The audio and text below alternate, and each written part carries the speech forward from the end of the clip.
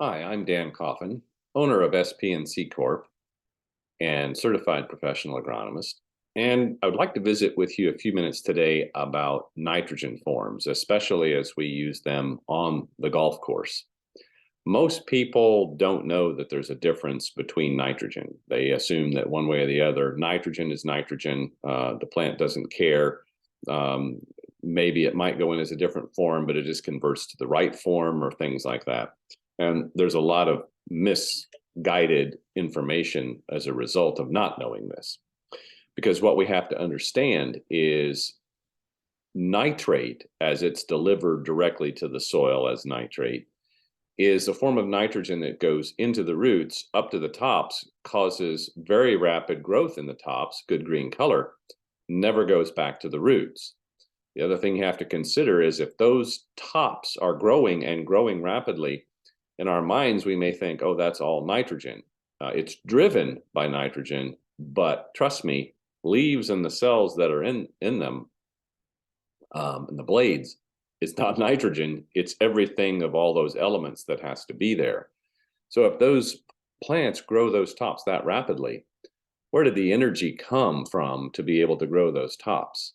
And the answer is, sadly, but reality is, it's roots.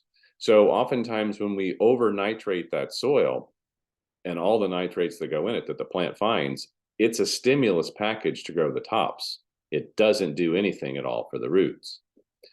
So on the other hand, ammonium or amine forms, that's a nitrogen with some hydrogen stuck on it. So those of you who have some chemistry background, ammonium nitrogen is NH4 plus, ammonia is NH3, and amine is NH2. And so those amine or ammonium forms are the forms that the plant uses to reproduce. And if it's not in a reproducing mode, like seed heads, which obviously we don't want lots of seed heads, but especially where we have lots of POA, we seem to always see seed heads.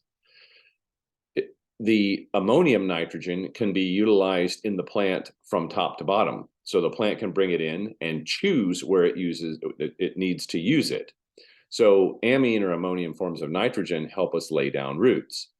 So if we're tempted for whatever reason, when things get behind and we want to color up and push, well, we can get coloring up and pushing from nitrates, but we lose roots. So if we want to color up and do things properly, normally what we do is we suggest people use some amine forms of nitrogen. So from products like Enforce or Influx that we offer to the industry.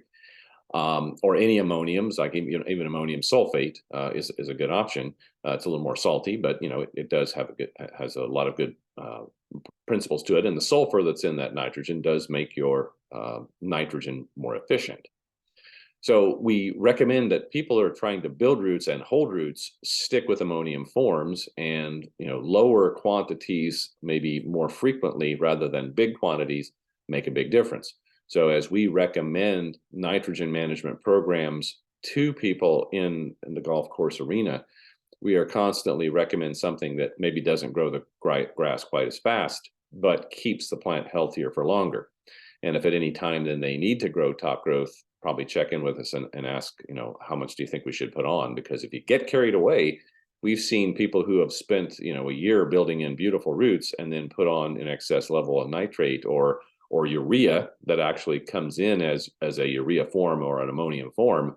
But if it sits in the soil for any length of time, more than 72 hours, it will convert to nitrate and will eventually become that same type of a system. The urea oftentimes, causes excessive growth because it turns to nitrate rather rapidly if it's not protected. Now, if it's a slow release urea or it's out there with a stabilizer, yeah, it's going to stay protected.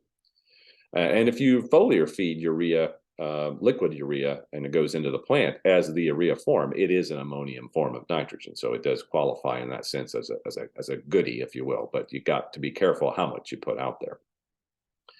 So the next time you're considering nitrogen to go out into these situations, be cautious. I know a lot of people, especially in the West, where the calcium levels seem to be low, people are tempted to use lots and lots of calcium nitrate to try to fix calcium problems and get the grass to do some things for themselves.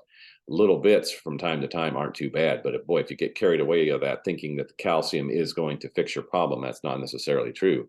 Oftentimes when nitrate goes into a plant, it actually carries calcium with it. So here you're putting calcium and nitrate maybe into the plant, but you're not really putting it into the soil. So do be cautious about trying to do some of that.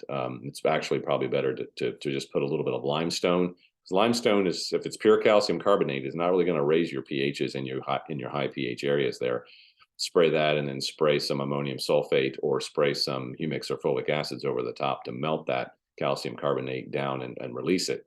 Put some calcium into the soil, and then go back to your nitrogen management program along with that. So if you have questions about that, why call us, check in with us, and we'd be glad to help you figure out a program to be able to help you in that scenario.